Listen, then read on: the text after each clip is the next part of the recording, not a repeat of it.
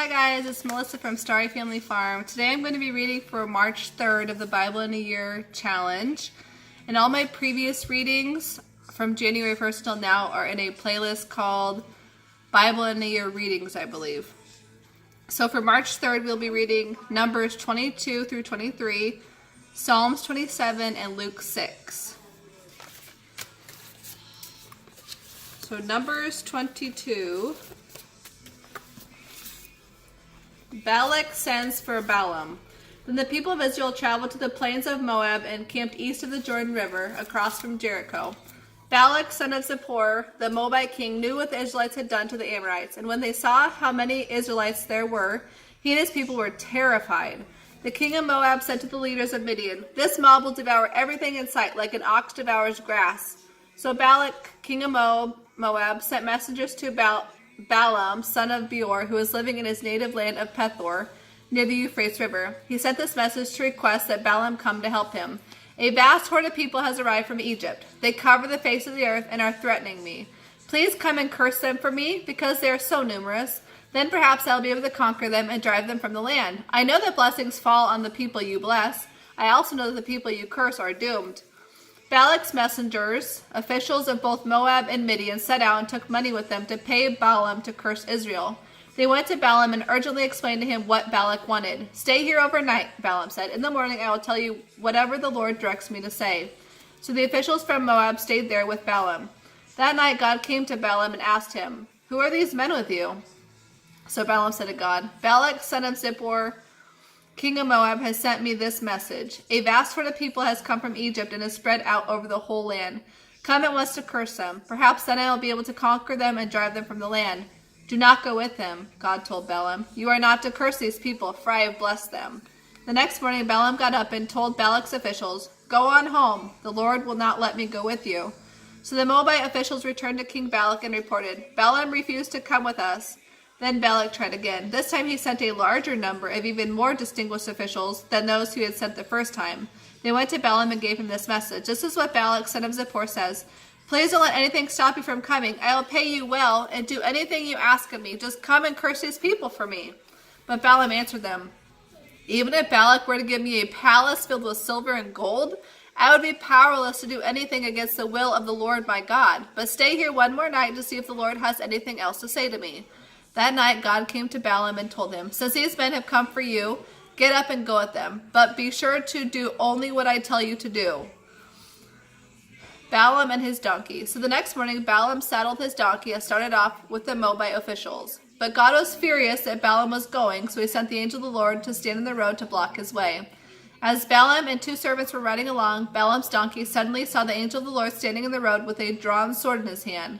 The donkey bolted off the road into a field, but Balaam beat it and turned it back onto the road. Then the angel of the Lord stood at a place where the road narrowed between two vineyard walls. When the donkey saw the angel of the Lord standing there, it tried to squeeze by and crushed Balaam's foot against the wall. So Balaam beat the donkey again. Then the angel of the Lord moved further down the road and stood in a place so narrow that the donkey could not get by at all. This time when the donkey saw the angel, it lay down under Balaam. In a fit of rage, Balaam beat it again with his staff. Then the Lord caused the donkey to speak. "What have I done to you that deserves your beating me 3 times? It asked Balaam. "Because you have made me look like a fool," Balaam shouted. "If I had a sword with me, I would have killed you." "But I am the same donkey you always ride on," the donkey answered. "Have I ever done anything like this before?" "No," he admitted. Then the Lord opened Balaam's eyes, and he saw the angel of the Lord standing in the road with a drawn sword in his hand. Balaam fell face on the ground before him. "Why did you beat your donkey those 3 times? the angel of the Lord demanded. "I have come to block your way because you are stubbornly resisting me." Hold on. Alex, okay. 3 times the donkey saw me and shied away. Otherwise I would certainly have killed you by now and spared the donkey. But Balaam again confessed to the angel of the Lord, "I have sinned. I did not realize you were standing in the road to block my way. I will go back home if you are against my going." But the angel of the Lord told him, "Go with these men, but you may say only what I tell you to say." So Balaam went on with Balak's officials. When King Balak heard that Balaam was on the way, he went out to meet him at the Moabite town on the Arnon River at the border of his land. Did I not send you an urgent invitation? Why did you come right away? Balak asked Balaam. Didn't you believe me when I said I would reward you richly? Balaam replied, I have come, but I have no power to say just anything. I will speak only the messages that God gives me. Then Balaam accompanied Balak to Kiriath Huzoth, where the king sacrificed cattle and sheep. He sent portions of the meat to Balaam and the officials who were with him. The next morning, Balak took Balaam up to Bamoth Baal. From there he could see the people of Israel spread out below him. Chapter 23, Balaam blesses Israel. Balaam said to King Balak, build me 7 altars here and prepare 7 young bulls and 7 rams for a sacrifice. Balak followed his instructions, and the 2 of them sacrificed a young bull and a ram on each altar. Then Balaam said to Balak, stand here by your burnt offerings, and I will go to see if the Lord will respond to me. Then I will tell you whatever he reveals to me. So Balaam went alone to the top of a hill, and God met him there. Balaam said to him, I have prepared 7 altars and have sacrificed a young bull and ram on each altar. Then the Lord gave Balaam a message for King Balak and said, go back to Balak and tell him what I told you. When Balaam returned, the king was standing beside his burnt offerings with all the officials of Moab. This was the prophecy Balaam delivered. Balak summoned me to come from Aram. The king of Moab brought me from the eastern hills. Come, he said, curse Jacob for me. Come and announce Israel's doom. But how can I curse those whom God has not cursed? How can I condemn those whom the Lord has not condemned? I see them from the cliff tops. I watch them from the hills. I see a people who live by themselves, set apart from other nations. Who can count Jacob's descendants as numerous as dust? Who can count even 1/4 of Israel's people? Let me die like the righteous. Let my life end like theirs. Then King Balak demanded of Balaam, what have you done to me? I brought you to curse my enemies. Instead you have blessed them. But Balaam replied, can I say anything except what the Lord tells me? Balaam's second prophecy. Then King Balak told him, come with me to another place. There you will see only a portion of the nation of Israel. Curse at least that many. So Balak took Balaam to the plateau of Zophim on Pisgah Peak. He built 7 altars there and offered a young bull and ram on each altar. Then Balaam said to the king, stand here by your burnt offerings while I go to meet the Lord. So the Lord met Balaam and gave him a message. Then he said, go back to Balak and give him this message. So Balaam returned to the place where the king and the officials of Moab were standing beside Balak's burnt offerings. What did the Lord say? Balak asked eagerly. This was the prophecy Balaam delivered. Rise up, Balak, and listen. Hear me, son of Zippor. God is not a man that he should lie. He is not a human that he should change his mind. Has he ever spoken and failed to act? Has he ever promised and not carried it through? I received a command to bless. He has blessed, and I cannot reverse it. No misfortune is in sight for Jacob. No trouble is in store for Israel. For the Lord their God is with them. He has been proclaimed their king.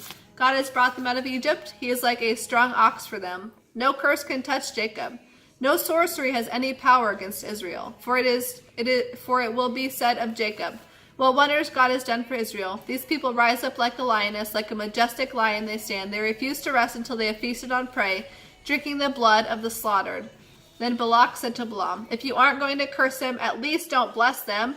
But Balaam replied, didn't I tell you that I must do whatever the Lord tells me? Balaam's third prophecy. Then King Balak said to Balaam, come, I will take you to yet another place. Perhaps it will please God to let you curse them from there. So Balak took Balaam to the top of Mount Peor, overlooking the wasteland. Balaam again told Balak, build me 7 altars and prepare 7 young bulls and 7 rams for a sacrifice. So Balak did as Balaam ordered and offered a young bull and a ram on each altar. Okay, Psalms 27. A Psalm of David. The Lord is my light and my salvation, so why should I be afraid? The Lord protects me from danger, so why should I tremble? When evil people come to destroy me, when my enemies and foes attack me, they will stumble and fall. Though a mighty army surrounds me, my heart will know no fear. Even if they attack me, I remain confident. The one thing I ask of the Lord, the thing I seek most, is to live in the house of the Lord all the days of my life, delighting in the Lord's perfections and meditating in his temple. For he will conceal me when trouble comes. He will hide me in his sanctuary. He will place me out of reach on a high rock. Then I will hold my head high above my enemies who surround me. At his tabernacle I will offer sacrifices with shouts of joy, singing and praising the Lord with music. Listen to my pleading, O Lord. Be merciful and answer me. My heart has heard you say, come and talk with me. And my heart responds, Lord, I am coming. Do not hide yourself from me. Do not reject your servant in anger. You have always been my helper. Don't leave me now. Don't abandon me, O God of my salvation. Even if my father and mother abandon me, the Lord will hold me close. Teach me how to live, O Lord. Lead me along the path of honesty, for my enemies are waiting for me to fall. Do not let me fall into their hands, for they accuse me of things I've never done, and breathe out violence against me. Yet I am confident that I will see the Lord's goodness while I am here in the land of the living. Wait patiently for the Lord. Be brave and courageous. Yes, wait patiently for the Lord. In Luke 6. A discussion about the Sabbath. One Sabbath day, as Jesus was walking through some grain fields, his disciples broke off heads of wheat, rubbed off the husks in their hands, and ate the grains. But some Pharisees said, You shouldn't be doing that. It's against the law to work by harvesting grain on the Sabbath. Jesus replied, Haven't you ever read in the scriptures what King David did when he and his companions were hungry? He went to the house of God, ate the special bread reserved for the priests alone, and then gave some to his friends. That was breaking the law too. And Jesus added, I, the Son of Man, am master even on the Sabbath. Jesus heals on the Sabbath. On another Sabbath day, a man with a deformed right hand was in the synagogue while Jesus was teaching. The teachers of religious law and the Pharisees watched closely to see whether Jesus would heal the man on the Sabbath, because they were eager to find some legal charge to bring against him. But Jesus knew their thoughts. He said to the man with the deformed hand, Come and stand here where everyone can see. So the man came forward. Then Jesus said to his critics, I have a question for you. Is it legal to do good deeds on the Sabbath, or is it a day for doing harm? Is it a day to save life, or to destroy it? He looked around at them one by one, and then said to the man, Reach out your hand. The man reached out his hand, and it became normal again. At this, the enemies of Jesus were wild with rage and began to discuss what to do with him.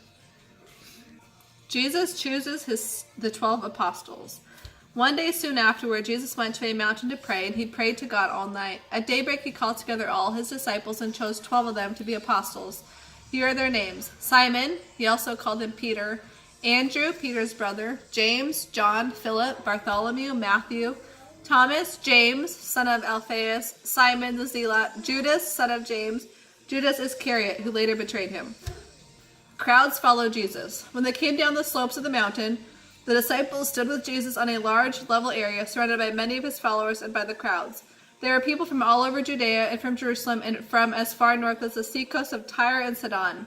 They had come to hear him and to be healed, and Jesus cast out many evil spirits. Everyone was trying to touch him because healing power went out from him, and they were all cured. The Beatitudes. Then Jesus returned to his disciples and said, God blesses you who are poor, for the kingdom of God is given to you. God blesses you who are hungry, for you will be satisfied. God blesses you who weep now, for the time will come when you will laugh with joy. God blesses you who are hated and excluded and mocked and cursed, because you are identified with me, the Son of Man. When that happens, rejoice, yes, leap for joy, for a great reward awaits you in heaven. And remember, the ancient prophets were also treated that way by your ancestors. Sorrows foretold. What sorrows await you who are rich, for you have your only happiness now. What sorrows await you who are satisfied and prosperous now, for a time of awful hunger is before you. What sorrows await you who laugh carelessly, for your laughing will turn to mourning and sorrow. What sorrows await you who are praised by the crowds, for their ancestors also praised false prophets. Love for enemies. But if you are willing to listen, I say, love your enemies, do good to those who hate you, pray for the happiness of those who curse you, pray for those who hurt you. If someone slaps you on one cheek, then turn the other cheek. If someone demands your coat, offer your shirt also. Give what you have to anyone who asks for it, and when things are taken away from you, don't try to get them back. Do for others as you would like them to do for you. Do you think you deserve credit merely for loving those who love you? Even the sinners do that. And if you do good only to those who do good to you, is that so wonderful? Even sinners do that much. And if you lend money only to those who can repay you, what good is that? Even sinners will lend to their own kind for a full return. Love your enemies, do good to them, lend to them, and don't be concerned that they might not repay. Then your reward from heaven will be very great, and you will be truly acting as children of the Most High, for he is kind to the unthankful and to those who are wicked. You must be compassionate just as your Father is compassionate.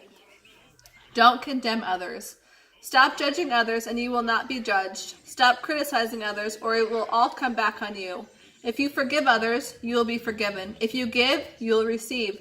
Your gift will return to you in full measure, pressed down, shaken together to make room for more, and running over. Whatever measure you use in giving, large or small, it will be used to measure what is given back to you. Then Jesus gave the following illustration. What good is it for one blind person to lead another? The first one will fall into a ditch and pull the other one down also.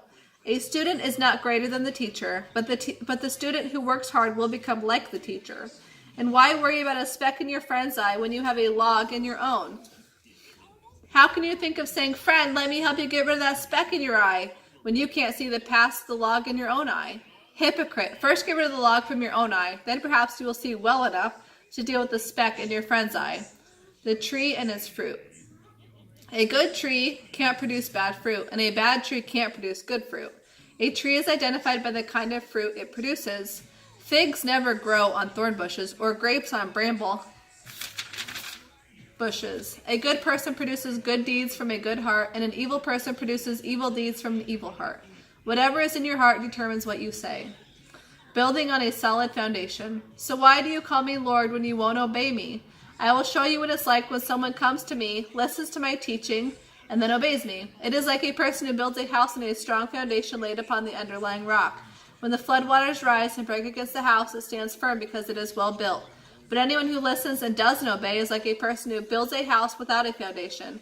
When the floods sweep down against that house, it will crumble into a heap of ruins. That is all for today's reading. We will see you next time.